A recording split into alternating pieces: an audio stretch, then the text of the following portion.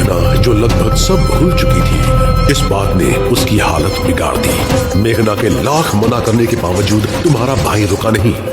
मैं तो ऐसा हरगिज नहीं करूंगी, और सुन लीजिए, मैं आपको भी ये नहीं करने दूंगी। वो बार बार फोन करके उसे डिस्टर्ब करने लगा। हेलो मेघना, खबरदार जो फिर से मुझे कॉल किया तो। प्लीज पहले मेरी बात तो सुन लो।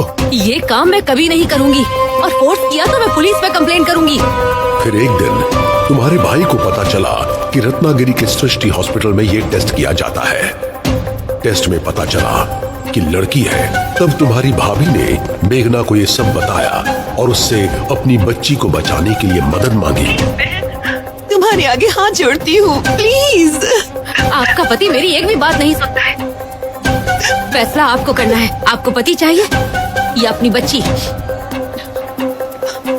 मुझे सिर्फ मेरी बच्ची चाहिए। उस दिन के बाद से वो लोग मिलकर तुम्हारे भाई को मारने का प्लान बनाने लग गए। वो किसी तरह अबॉर्शन की डेट एक दिन पीछे करने में कामयाब हो गई और उस रात उन्होंने एंथनी गेस्ट हाउस में रुकने का प्लान बनाया। रात को विजय के सो जाने के बाद मेघना ने विजय की नाक के आगे बेहोशी की दवा स्प्रे कर दी और उसे बेहोश कर दिया। कोई भी इंसान उस दवा को सूंघ ले तो वो इंसान गहरी नींद में चला जाता है। इसी मौके का फायदा उठाते हुए उन दोनों ने मिलकर नींद में ही विजय को फंदे से लटका दिया, जिससे उसकी मौत हो गई। तुम्हारी भाभी ने अपने ससुर को समझाया कि उसकी कोख में लड़की है। इस बात को जानकर विजय ने आत्महत्या कर ली। परिवार की इज्जत के बारे में सोचकर तुम्हारे पिता ने विजय का पोस्टमार्टम होने से रोक दिया, अपने पति का कत्ल किया। इस बात का एहसास होते ही तुम्हारी भाभी ने पश्चाताप की वजह से जहर पीकर आत्महत्या कर ली। इस बात की खबर मिलते ही मेघना बहुत परेशान हो गई। उसकी बीमारी और भी बिगड़ती चली गई।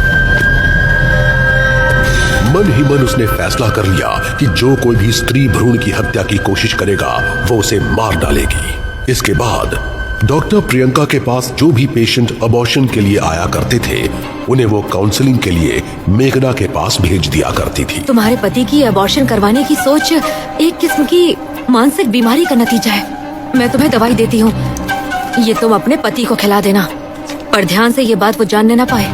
जो थे LSD के टैबलेट्स।